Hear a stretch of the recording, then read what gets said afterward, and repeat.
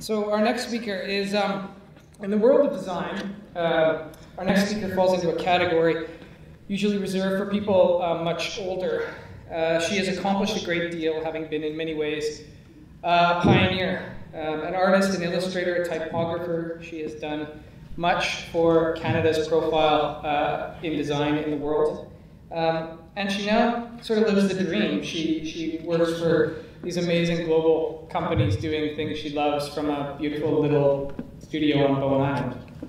Marian Bantjes.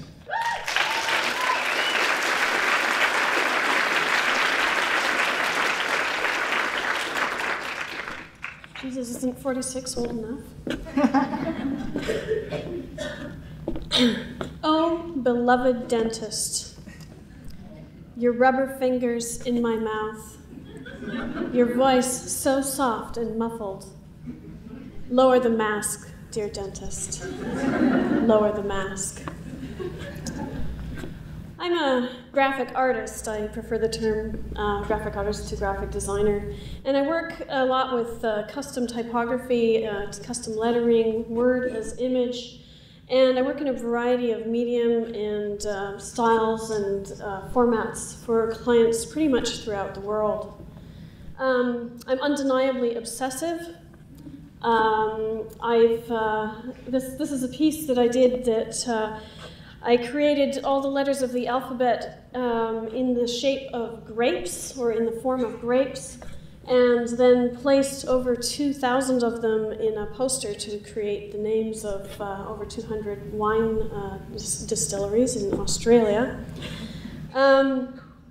I'm very interested in systems and patterning and tiling, and how systems can be created to make patterns or not patterns, and also how those shapes can be created to make letters, words, or other shapes within those patterns.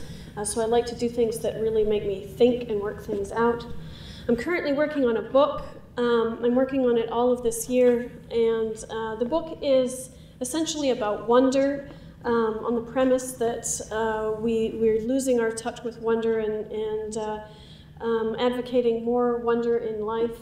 And the book itself is not only written by me, but it's also will be illuminated, illustrated intensely and lavishly throughout. Not simply, I'm afraid, Michael, but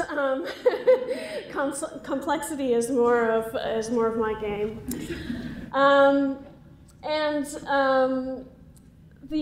One of the things that, this is a piece that I did that I actually made it for a person that I was in love with a few years ago, mistakenly, and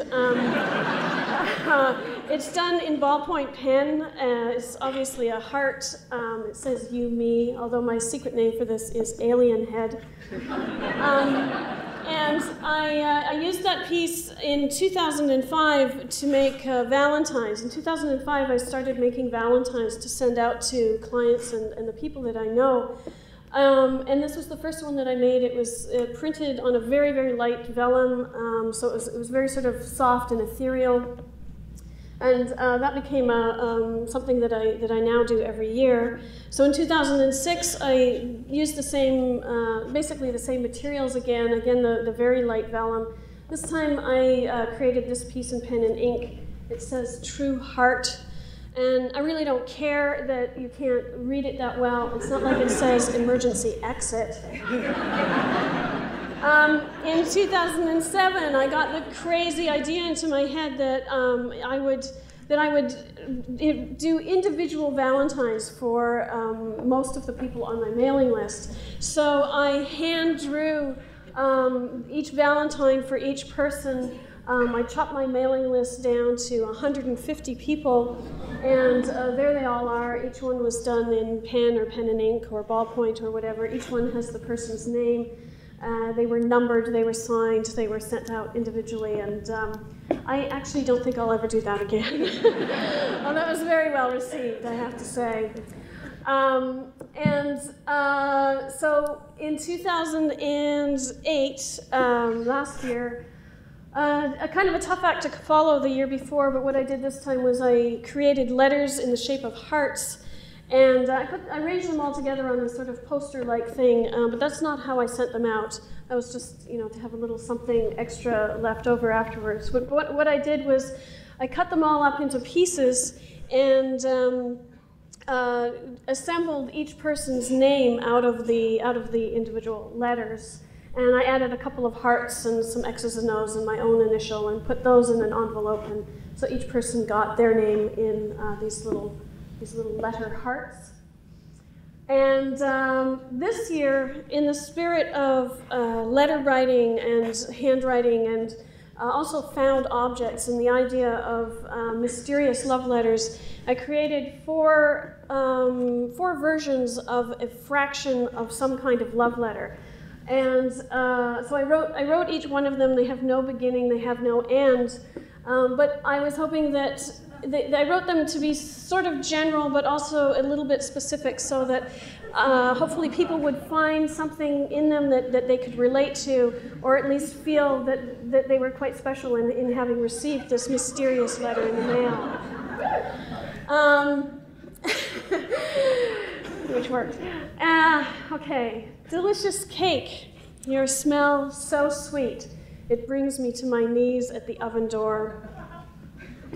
I lick your taste from my fingers and sweep up your crumbs. So last year, I decided, well, I didn't decide, but I was offered an opportunity, and I created a 16-page booklet which had 14 kind of love letters that I created for the people and things in my life that I love and care about, including the dentist and the cake. And I created individual sort of stories about these things and about these people. Jen and Ken live down the road from me. Even as I write, Ken and Peter are patching the siding on my house. Jen and I have become good friends since I split up with my boyfriend. She offered to kick him, and as a master in martial arts, she can really kick. It goes on from there. This is a piece that I did for my mother, who died 2 years ago, and I usually leave this piece for last in the longer talks that I give, and I do read it out because I usually, you know, manage to elicit a tear or two from the audience, and it's always nice when you can make your audience cry. But at some point in this process, I had made all these pieces, and I realized that I had not made anything for any of the men that had been in my life long term. And so I decided to finish them off all with one piece, All the Boys Who Loved Me Back, which I created in burned wood.